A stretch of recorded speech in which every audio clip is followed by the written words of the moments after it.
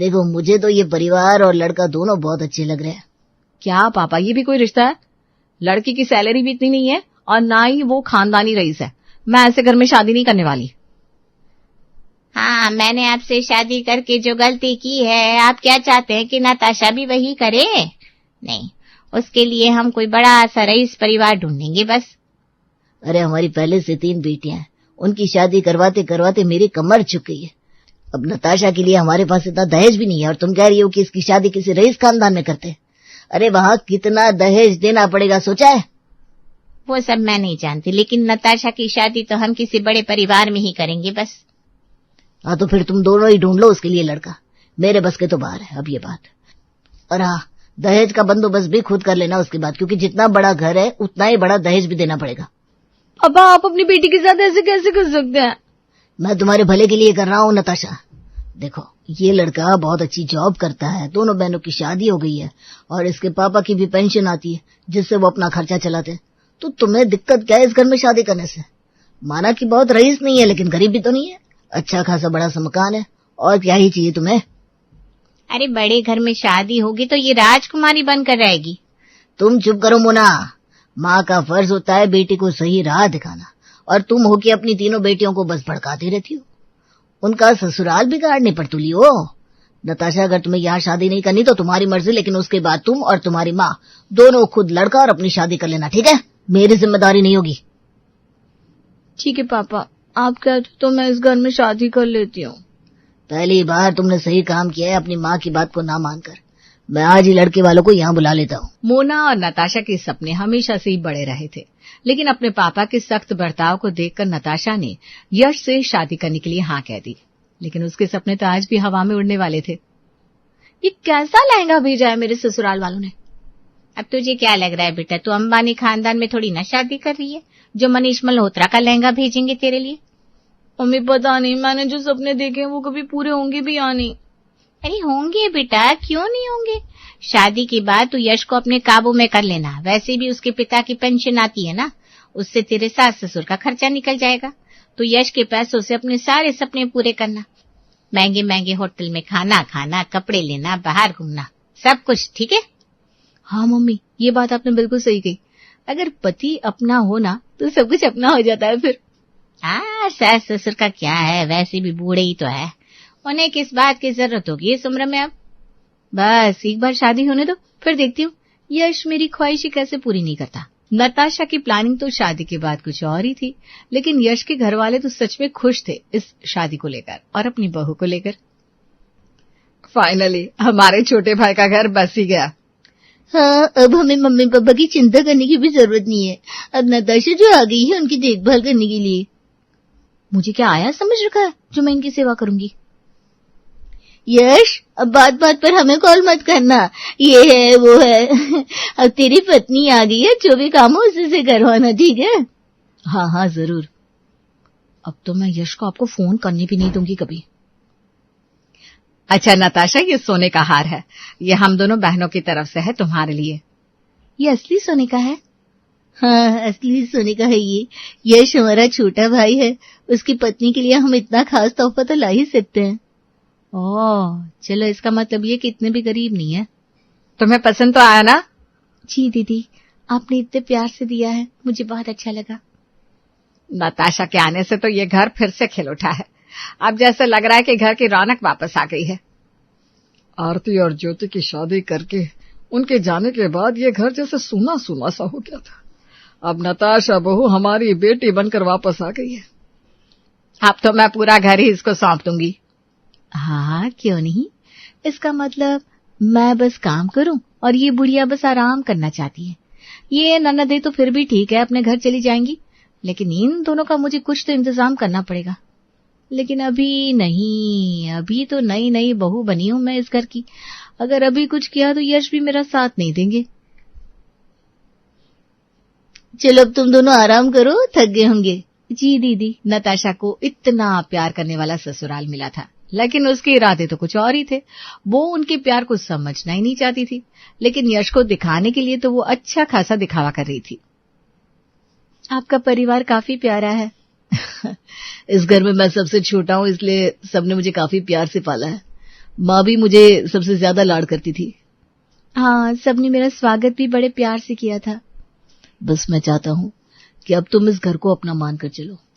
Mummy papa ने जीवन में बहुत से दुख उठाए, उनकी सेवा करो और उन्हें सुखी रखो, और तुम्हारी खुशी का ख्याल रखना मेरी जिम्मेदारी है। पूरा टिपिकल बेटा है ये, माँ बाप के गुण गाने वाला। क्या हुआ, तुम कुछ कह नहीं रही हो? मेरी आंखों में तो आंसू ही आ गए आपकी बातों को सुनकर। मैं पूरी कोशिश करूंगी कि आपके परिवार को अच्छे से रख पाऊं। नताशा अगले दिन से ससुराल का काम संभालना शुरू करती है। हालांकि उसके ससुराल में बस 4 ही लोग थे और काम भी कुछ खास नहीं था, लेकिन फिर भी उसे काम करना अच्छा नहीं लग रहा था। नताशा, एक और रोटी बना देना बहू, और थोड़ी सी नरम और फूली हुई बनाना। वो क्या है ना, तुम्हारे ससुर जी के दांत थोड़े से कमजोर है, वो चबा नहीं पाएंगे। हाँ, तो फिर खाना जरूरी है क्या? मत खाइए रोटी माँ जी। नताशा, ये तुम क्या कह रही हो बेटा? सही तो कह रही हूँ। जरूरी नहीं कि आप रोटियां तोड़ते रहे बिस्तर पर बैठकर। जब से इस घर में आई हूँ बस घर के कामों में लगा दिया है मुझे। इतनी उम्र हो गई है, 100 बीमारियां, लेकिन रोटियां तोड़ना नहीं छूट रहा आप दोनों से। बस नताशा, अब कुछ ज्यादा ही बोल रही हो। हमारा बेटा राशन लाता है, अगर हम खा भी रहा है तो हमारे बेटे का, तुम्हारा नहीं, जो तुम इतना कुछ हमें सुना रही हो। हाँ, सब कुछ हमारे बेटे का है बोल रही है। अब उनकी शादी हो गई है और मैं उनकी पत्नी हूँ, इसलिए सब कुछ अब मेरा है।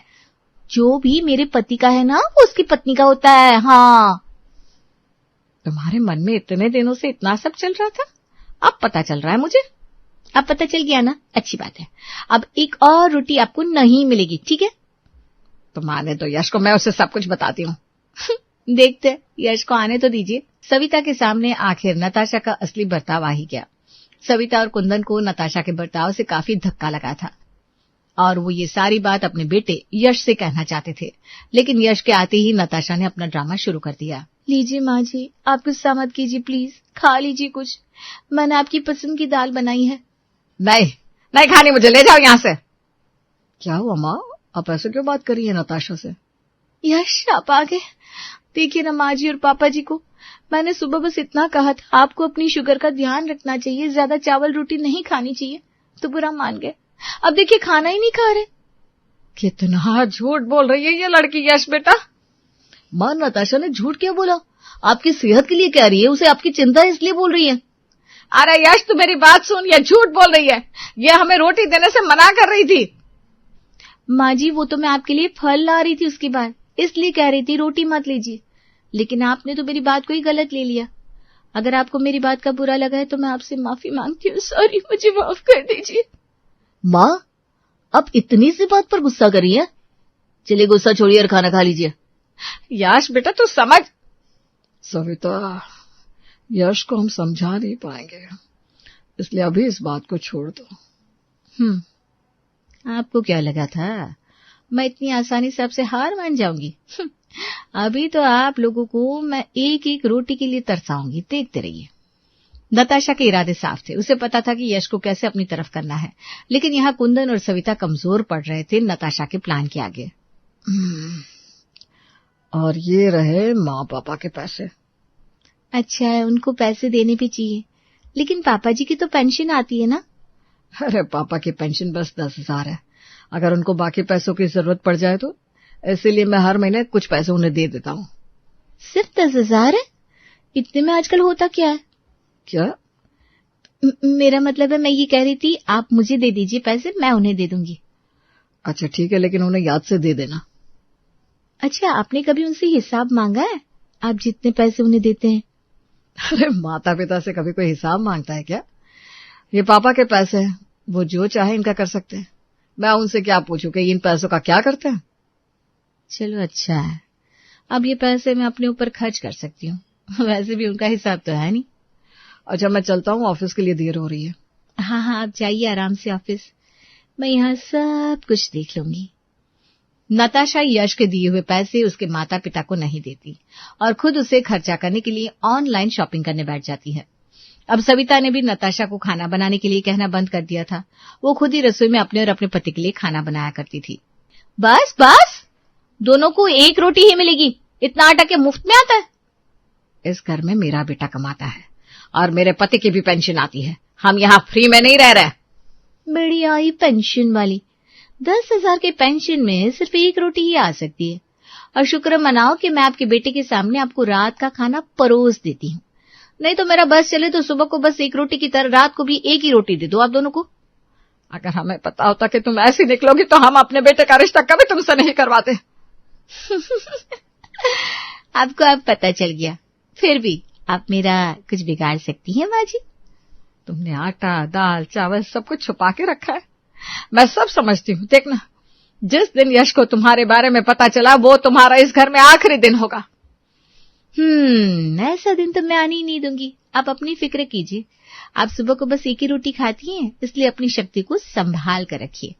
नहीं तो फिर दोनों बेहोश हो गए तो फिर हमें अस्पताल का भी खर्चा करना पड़ेगा।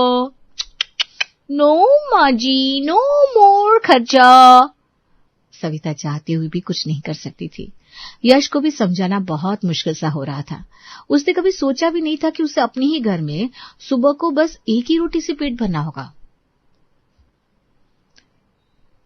आरती, ज्योति, अच्छा हुआ तुम दोनों यहाँ आ गई।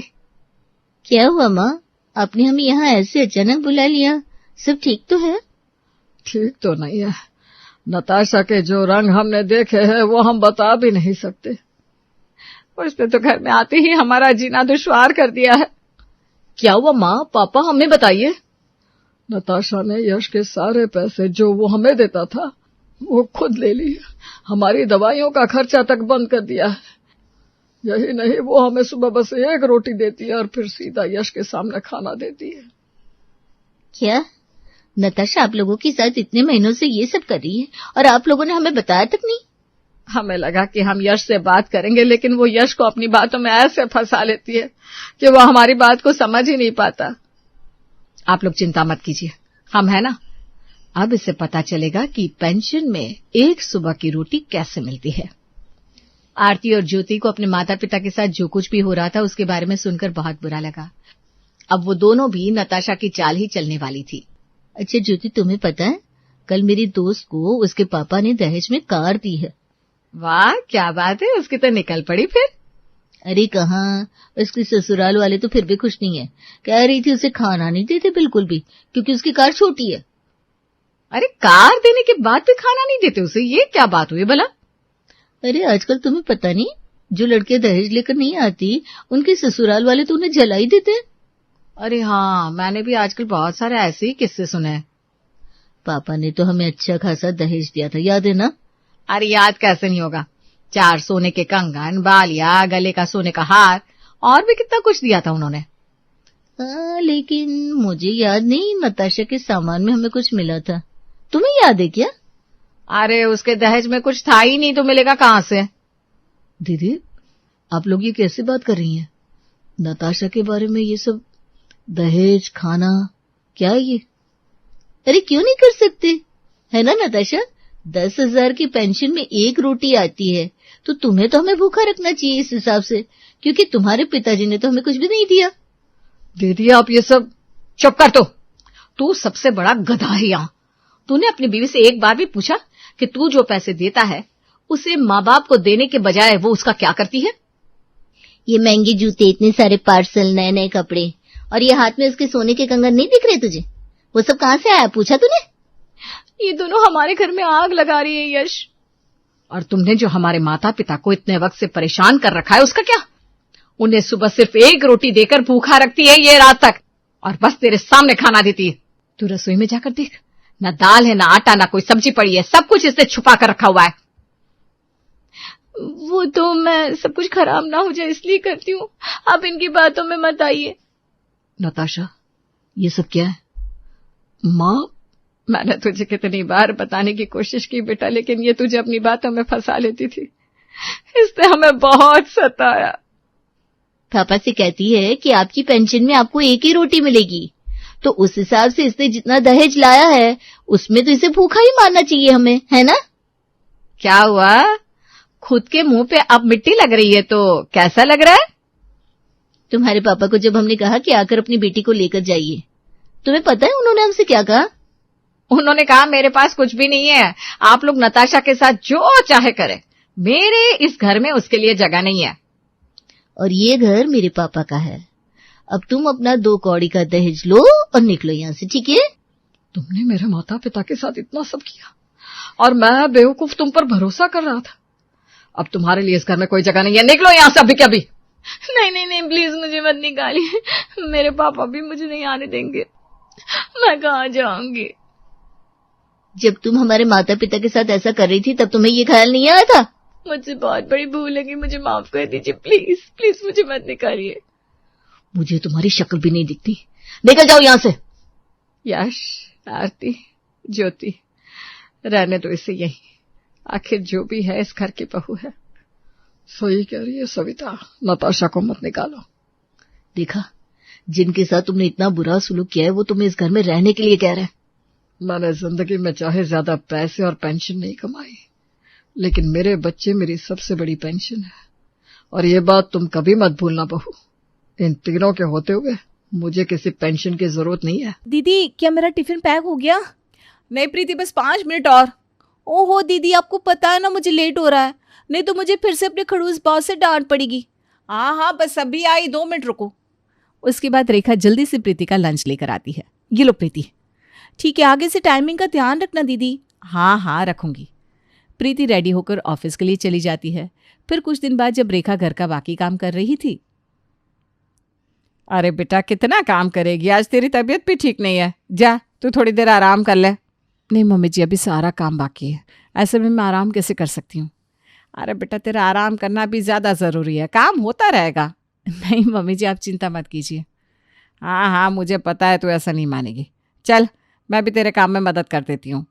उसके बाद दोनों सास बहू मिलकर घर का सारा काम खत्म कर लेते हैं। फिर शाम को प्रीति जॉब करके घर वापस आती है। आ गई बेटा? जी मम्मी जी। डिनर रेडी है क्या मम्मी जी? नहीं बेटा। क्यों? वो आज ना रेखा बहू की तबीयत खराब है, इसलिए मैंने उसे आराम करने को बोल दिया। वो तो मेरी बात मानने को तैयार नहीं थी, सुबह से काम में लगी हुई थी। बड़ी मुश्किल से उसे दवाई देकर लेटने को कहा था, अब वो सो गई है। तो मम्मी जी अब डिनर का क्या होगा? अरे कोई बात नहीं बहू, डिनर आज तू बना ले। क्या कहा मैं? नो मम्मी जी, बिल्कुल नहीं। मैं ऑफिस में इतनी मेहनत करती हूँ, उसके बाद मैं कितनी थक जाती हूँ, मेरे अंदर बिल्कुल हिम्मत नहीं होती कि मैं घर आकर खाना बना सकूँ। और दीदी तो वैसे भी पूरा दिन घर में रहती हैं। जब पूरा दिन घर में रहने के बाद वो खाना नहीं बना पाई तो मैं ऑफिस में इतना काम करके आने के बाद कैसे खाना बना सकती हूँ? बेटा घर का काम भी बहुत सी जिम्मेदारियों का होता है, घर में भी बहुत से काम होते हैं। घर में ढेर सारे छोटे मोटे कामों से लेकर बड़े बड़े काम तक होते हैं जो काफ़ी थका देने वाले होते हैं। हाँ मम्मी जी, लेकिन कम से कम हम घर में किसी भी वक्त दिन में 2 घड़ी आराम तो कर सकते हैं। ऑफिस में तो हम अपनी ज़रा सी गर्दन भी नहीं मोड़ सकते, वहाँ पर तो बैठे बैठे मेरी गर्दन और कमर दोनों में दर्द हो जाता है। इसलिए मैं बहुत थक गई हूँ मम्मी जी, मैं खाना नहीं बना सकती। अच्छा ठीक है बेटा, तो मैं ही बना देती हूँ। रुकिए मम्मी जी, आपको बनाने की क्या ज़रूरत है? मैं इतने पैसे कमाती हूँ, ये कब काम आएंगे? मैं अभी सबके लिए रात का डिनर ऑर्डर करती हूँ। अच्छा ठीक है, कर ले फिर। प्रीति सबके लिए खाना ऑर्डर कर देती है। उसके बाद सब खाना खाने बैठते हैं। फिर थोड़ी देर बाद रेखा भी आ जाती है। आजा बहू, तू भी बैठ जा, खाना खा ले। जी। अब तुम्हारी तबीयत कैसी है रेखा? अब ठीक हूँ, अब थोड़ा आराम है। उसके बाद सभी खाना खा लेते हैं। थोड़ी देर बाद जब रेखा रसोई में जाकर बर्तन धोने लगती है तो वहाँ पर कमला आती है। अरे बेटा तुम्हें अभी आराम करना चाहिए। कोई बात नहीं मम्मी जी, मैं कर लूँगी। अरे इतना काम तो प्रीति भी कर लेती। मम्मी जी, वो पूरा दिन ऑफिस में काम करके थक जाती होगी ना। कोई बात नहीं, मैं कर लूँगी। तू भी तो घर का इतना काम करके थक जाती है। चल कोई बात नहीं, तू साइड हो, मैं कर लेती हूँ। मम्मी जी लेकिन। अरे लेकिन कुछ नहीं, मैंने कहा ना मैं कर लूँगी। घर के सारे कामों की जिम्मेदारी रेखा की ही थी, क्योंकि प्रीति कभी भी घर का कोई काम नहीं करती थी। साथ ही प्रीति को अपनी नौकरी का बहुत ज्यादा घमंड भी था। एक दिन जब सभी बैठे थे, वाह प्रीति, इस बार तो तुम्हें काफी अच्छा इंक्रीमेंट मिला है। मैं बहुत खुश हूँ सच में। चलो आज हम सब बाहर डिनर करने चलते हैं। हाँ ये भी ठीक है, चलो फिर। वो सभी डिनर करने के लिए बाहर एक रेस्टोरेंट में जाते हैं। सभी मेन्यू देख रहे थे, तभी रेखा कहती है, यहाँ तो खाना बहुत ही ज्यादा महंगा है। अब इतना अच्छा रेस्टोरेंट है तो खाना तो महंगा होगा ना दीदी, लेकिन आप चिंता मत कीजिए, मैं अच्छा खासा कमाती हूँ, आपकी तरह खाली नहीं हूँ। इतना तो अफोर्ड कर ही सकती हूँ। प्रीति? क्या प्रीति? सही तो कहा मम्मी जी मैंने। तभी वहां पर वेटर आता है। Ma'am order. हाँ आप ना ये सब ले आइए। प्रीति ऑर्डर देने में बिजी हो जाती है, इसलिए कमला उसे ज्यादा कुछ नहीं कह पाती। उसके बाद जब सभी डिनर करके वापस घर जा रहे थे तभी प्रीति की नजर एक चीज पर पड़ती है। अरे भैया, आप एक बार गाड़ी रोकिए। अरे आप क्या हुआ बहू? मम्मी, ये वाली शॉप पे ना बहुत अच्छी ड्रेसेस मिलती है। हाँ तो ठीक है, हम फिर कभी बाद में आएंगे ना। कोई बात नहीं मम्मी जी, अभी हम यहाँ से गुजर रहे हैं तो ले लेते हैं। फिर वो सभी उस दुकान के अंदर चले जाते हैं और वहां पर शॉपिंग करने लगते हैं। रेखा, तुम भी अपने लिए कुछ पसंद कर लो। नहीं, मुझे अभी किसी चीज़ की ज़रूरत नहीं है, पहले ही मेरे पास इतने कपड़े हैं। अरे कोई बात नहीं, वैसे भी तुम्हारा बर्थडे भी आने वाला है, तुम अपने लिए एक ड्रेस पसंद कर लो ना। अच्छा ठीक है। रेखा भी अपने लिए एक साड़ी पसंद कर लेती है। ठीक है, तुम यहीं रुको, मैं अभी पेमेंट करके आता हूँ। तब प्रीति रेखा के पास जाती है और उससे कहती है, अपने कपड़े तो मैं अपने पैसों से ही खरीदूंगी। जब हम खुद अपने पैसों से कोई चीज़ खरीदते हैं ना तो इसका अलग ही मज़ा आता है। अब हम छोटी मोटी चीज़ें खरीदने के लिए क्या अपने हस्बैंड पर डिपेंड रहेंगे? क्यों प्रीति, अपने हस्बैंड से पैसे खर्च पाने में भला कैसी शर्म? अरे वो हमारे पति हैं, किसी और के नहीं। दीदी, मुझे पता ही था आपकी सोच ऐसी है। आप ज़्यादा पढ़ी लिखी नहीं है ना, इसलिए। अरे इसमें पढ़े लिखे ना होने की क्या बात है? बात तो है ही दीदी, क्योंकि आपकी सोच ही इतनी सीमित है कि आप सिर्फ अपने पति के पैसों पर ही डिपेंड रहना चाहती हैं, खुद सेल्फ इंडिपेंडेंट नहीं बनना चाहती। अरे आजकल लड़कियां इतनी सेल्फ इंडिपेंडेंट है कि खुद पैसे कमाकर अपना खर्च उठा रही है और इतना आगे बढ़ रही है। लेकिन एक तरफ आपको देखो जो पूरी तरह अपने पति पर ही डिपेंडेंट है। और डिपेंड तो करना पड़ेगा ना, आप ज़्यादा पढ़ी लिखी जो नहीं है, जो आपको कहीं नौकरी मिल जाए। वैसे भी आप तो गंवार हो, आपको नौकरी कौन ही देगा। देखो प्रीति, तुम इस तरह हमेशा मुझसे बहस करना शुरू मत कर दो। सेल्फ इंडिपेंडेंट बनने के लिए ज़्यादा पढ़ा लिखा होने की ज़रूरत नहीं है, पैसे कमाने के लिए पढ़ाई की ज़रूरत नहीं है, बल्कि टैलेंट की ज़रूरत होती है। रेखा की बात सुनकर प्रीति बहुत ज़ोर से हंसती है। दीदी दीदी दीदी कौन से ख्यालों में जी रही है? आपसे ना बात करना ही बेकार है, क्योंकि आपको ये बातें समझ में आने वाली नहीं है। देखो, इससे पहले कि रेखा आगे कुछ बोलती, कमला वहां पर आती है। अरे अब तुम दोनों यहाँ पर बातें करने में क्यों बिजी हो गई? जल्दी चलो, हमें लेट हो रहा है, बाकी बातें घर जाकर कर लेना। जी मम्मी जी, चलिए चलते। आपने भी अपने लिए साड़ी पसंद कर ली है ना? हाँ बेटा, यहाँ पर ना बहुत अच्छी अच्छी साड़ियाँ हैं, मुझे तो बहुत सी साड़ियाँ पसंद आ गई। तो मम्मी जी टेंशन किस बात की है, चलिए मैं पे कर देती हूँ, आखिर इसीलिए तो कमाती हूँ मैं। उसके बाद प्रीति और कमला दोनों वहाँ से चले जाते हैं। आजकल प्रीति मुझे खूब ताने मारने लगी है, लेकिन कोई बात नहीं, सबका टाइम आता है। इस तरह दिन गुजरते हैं। फिर एक दिन की बात है, जब प्रीति सुबह रसोई में होती है तब, अरे दीदी, आप इतनी सब्जी फेंक क्यों रही हैं? अरे क्योंकि मुझे सब पता है, रहने दीजिए। आपको खाने की ना ज़रा सी भी कदर नहीं है, क्योंकि आपको बैठे बैठे सब मिल जाता है ना। अरे आप क्या जानो एक एक रुपए की कीमत क्या होती है, क्योंकि आप तो कुछ कमाती है नहीं, इसलिए आपको कुछ पता भी नहीं है कि एक एक रुपया कितनी मेहनत से कमाया जाता है। जब आप कमाती ना तब पता चलता। बस प्रीति, बहुत हो गया तुम्हारा। अरे मैंने तो ऐसा कुछ किया भी नहीं है जो तुम बिना वजह मुझे इतना ज़्यादा सुना रही हो। जब आप चीज़ों को वेस्ट करेंगी तो मैं तो कुछ कहूँगी ना। अब मैं क्या इस बात पर भी कुछ ना कहूँ? तुमने कुछ भी जाने बिना ही मुझे इतना कुछ सुना दिया। वैसे मैं भी तुम्हें पिछले कई दिनों से देख रही हूँ, आजकल तुम मुझे हर छोटी छोटी बातों पर ताना मारती हो। क्योंकि एक तो आप खुद कोई काम करती हो नहीं, दूसरों पर पूरी तरह से डिपेंड हो, ऊपर से आपको चीज़ों की कदर भी नहीं है, इसलिए मैं आपको ऐसा बोलती हूँ। तुम 2 रुपए क्या कमाती हो तो इसका मतलब ये नहीं कि कोई पैसा नहीं कमा सकता। हमें दूसरों की काबिलियत को नज़रअंदाज नहीं करना चाहिए। सिर्फ पैसे कमाने से ही किसी इंसान की वैल्यू नहीं होती। अगर तुम पैसे कमा सकती हो तो मैं भी तुमसे ज़्यादा पैसे कमा सकती हूँ। बस कीजिए दीदी, आपको कौन ही नौकरी देगा। रेखा की बातों का मजाक बनाते हुए प्रीति बहुत ज़्यादा हंसने लगती है, जिससे रेखा को बहुत गुस्सा आ जाता है और उसके बाद उन दोनों की बहस कुछ ज़्यादा ही बढ़ जाती है। इतना शोर सुनकर सभी वहाँ आते हैं और उन दोनों को समझाने की कोशिश करते हैं। बस करो प्रीति, तुम्हें दीदी से ऐसे बात नहीं करनी चाहिए। अरे लेकिन मैंने गलती क्या बोला? कोई बात नहीं रेखा, प्रीति अभी छोटी है, तुम छोड़ो। आपने देखा नहीं ये मुझे कितना भला बुरा कह रही है। इसे बोलने से पहले थोड़ा तो सोचना चाहिए। ये कोई 2 साल की बच्ची नहीं है, इसे इतनी तो समझ होनी चाहिए। हाँ, इसीलिए तो मैं आपको समझा रही थी। तुम ना? हाँ, मैं क्या? अरे अब तुम दोनों बस पे करो, सुबह सुबह घर में इतना कलेश कर दिया। क्या बिल्कुल बिल्लियों की तरह लड़ रही हो। जैसे तैसे करके घर का गर्मा गर्म माहौल थोड़ा शांत होता है और उसके बाद सभी अपने अपने काम पर चले जाते हैं। फिर जब शाम को प्रीति वापस घर लौटती है तब रेखा सबको खाना परोस रही थी। ये क्या, आज अचार के साथ रोटी खानी होगी? खाने में सब्जी क्यों नहीं है? तुमने कहा था ना मुझे पैसों की कीमत नहीं पता, मुझे बैठे बिठाए सब मिल जाता है। तुम्हें लगा कि मैं सुबह सब्जी वेस्ट कर रही थी तो आज मैंने सब्जी बनाई नहीं, क्योंकि वो कल रात की बासी सब्जी थी और मैंने कल तुमसे पूछ कर ही तुम्हारा खाना बनाया था। लेकिन तुम कल फिर लेट रात को बाहर से खाना खा कर आई, आकर तुमने सब्जी फ्रिज में भी नहीं रखी तो वो खराब हो गई। इसी वजह से वो सब्जी मुझे फेंकनी पड़ी। क्या कहा?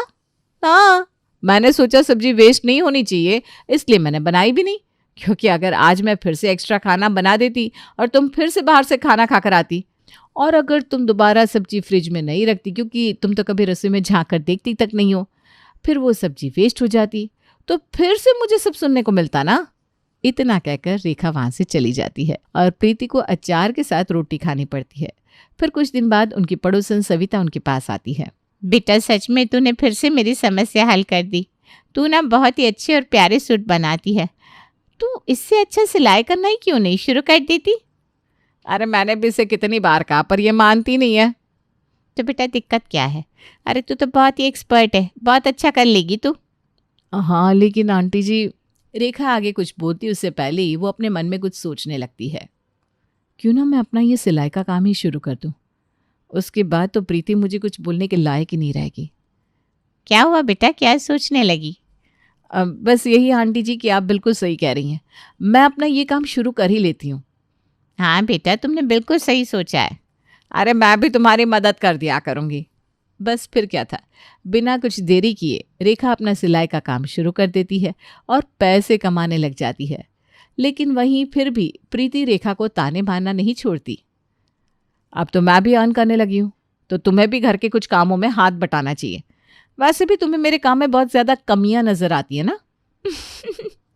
सिलाई करने का मतलब ये नहीं होता कि अब सेल्फ इंडिपेंडेंट बन गई है। अरे इसमें कौन सी बड़ी बात है, ये काम तो कोई भी आसानी से कर सकता है। बस पूरा दिन आराम से घर में बैठे रहो और सिलाई कर लो। लेकिन मुझे देखो, मैं इतनी दूर ऑफिस जाती हूँ, मुझे कितनी सारी चीज़ों को फेस करना पड़ता है। ऑफिस में बॉस की डांट भी सुननी पड़ती है। हाँ तो ठीक से काम किया करो ना, फिर नहीं पड़ेगी बॉस की डांट। हाँ, कर दी ना आपने फिर से वही बात। आप बाहर जाती नहीं तो आपको क्या पता, कभी कभी सही काम करने पर भी डांट पड़ जाती है और फिर कभी रास्ते में परेशानी होती है और न जाने कितनी ही ऐसी समस्याओं का सामना मुझे हर रोज़ करना पड़ता है। लेकिन आपका क्या, आप तो बस आराम से घर में बैठी रहती हो और फिर सिलाई से आप कितना ही कमा लेती होगी। बस तुम्हें ना हर चीज़ों में कमी निकालना आता है। तुम खुद बाहर जाकर पैसे क्या कमाती हो तो तुम तो खुद को सबसे महान समझने लगी हो। तुम तो दूसरों को अपने आप से बस कम ही समझती हो। कोई बात नहीं, इतना घमंड अच्छा नहीं है, ये तुम्हें वक्त आने पर ही पता चलेगा। इतना कहकर रेखा वहां से चली जाती है। देखते हैं, अनपढ़ गंवार कही की। इस तरह कई दिन बीत जाते हैं। फिर एक दिन प्रीति जब फोन पर अपने बॉस से बात कर रही थी। यस मैम, आप प्लीज़ मुझे कुछ दिनों का समय दीजिए। देखो प्रीति, तुम्हारे पास सिर्फ 1 महीने का समय है। अगर तुम ये काम नहीं कर पाई तो ना तुम्हें प्रमोशन मिलेगा और ना ही मैं तुम्हारी आगे कोई मदद कर पाऊंगी। कॉल कट होने के बाद, अब मैं क्या करूं, मुझे तो कुछ समझ में नहीं आ रहा। प्रीति पिछले कई दिनों से बहुत ज़्यादा परेशान रहने लगी थी। ये सब रेखा भी नोटिस कर रही थी। रेखा ने प्रीति की सभी बातें सुन ली थी और वो उसकी सिचुएशन समझ गई थी। तब रेखा से भी प्रीति की ऐसी हालत देखी नहीं जा रही थी, इसलिए रेखा प्रीति की मदद करने के बारे में सोचती है। इस तरह कुछ दिन बीत जाते हैं। एक दिन जब प्रीति अपने कमरे में बैठी थी तब रेखा उसके पास आती है। क्या बात है प्रीति, आज ऑफिस नहीं जा रही? कुछ नहीं दीदी, बस मेरी तबीयत ठीक नहीं है। तबीयत ठीक नहीं है या कुछ और बात है? देखिए, मैं अभी किसी मूड में नहीं हूँ। मैं सब जानती हूँ क्या बात है, लेकिन तुम्हें फिक्र करने की कोई ज़रूरत नहीं है। मैंने कुछ क्विल्ट्स बनाई है। क्या? मुझे सब पता है। तुम्हारी कंपनी अच्छी क्विल्ट्स नहीं बना पा रही, यही तुम्हारा टास्क था ना, इसलिए मैंने तुम्हारी मदद करने के लिए क्विल्ट्स के कुछ सैंपल बनाए हैं। तब रेखा प्रीति को कुछ सैंपल दिखाती है और प्रीति को वो सैंपल्स बहुत पसंद आते हैं। ये सब आपने खुद अपने हाथों से बनाया है? ये तो वाकई बहुत लाजवाब है। क्यों, चौंक गई ना? मुझ जैसी अनपढ़ गवार भी कुछ कर सकती है। मुझे माफ कर दीजिए दीदी। ठीक है ठीक है, ये सब बातें बाद में। अब तुम जल्दी से जाओ और अपनी बॉस को ये सारे सैंपल दिखा दो। ठीक है। उसके बाद प्रीति ऑफिस जाती है और उसकी बॉस को भी वो सारे ही सैंपल्स बहुत अच्छे लगते हैं। फिर रेखा को बहुत सारी क्विल्ट्स बनाने का ऑर्डर मिल जाता है।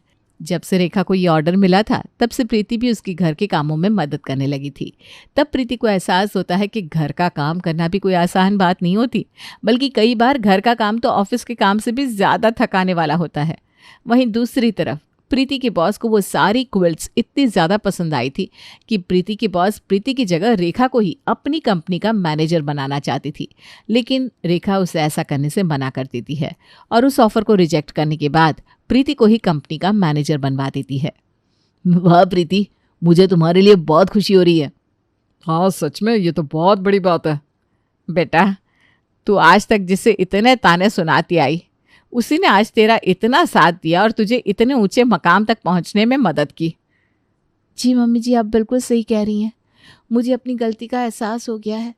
मैंने आज तक जिसे अनपढ़ गंवार कहकर इतना नीचा दिखाने की कोशिश की, आज उन्होंने ही मेरे लिए इतना कुछ किया। ऐसा सब करने के लिए मैं सच में बहुत शर्मिंदा हूँ। प्लीज़ दीदी, आप मुझे माफ़ कर दीजिए। अरे कोई बात नहीं प्रीति, इतना मन पर नहीं लेते, बल्कि हमें तो एंजॉय करना चाहिए। जो कुछ भी है वो बहुत ही खुशी की बात है। हाँ दीदी, आपने बिल्कुल सही कहा। इसलिए आज तो आप ही बताइए हमें क्या करना चाहिए, क्योंकि वैसे भी जो भी हुआ सब आपकी वजह से हुआ है। तो क्या आज हम सब तुम्हारे हाथ का खाना खाए? क्या? लेकिन शायद कुछ जला हुआ मिल सकता है। कुछ नहीं, पूरा ही। प्लीज भाभी, हमारे ऊपर ऐसा अत्याचार मत होने दो।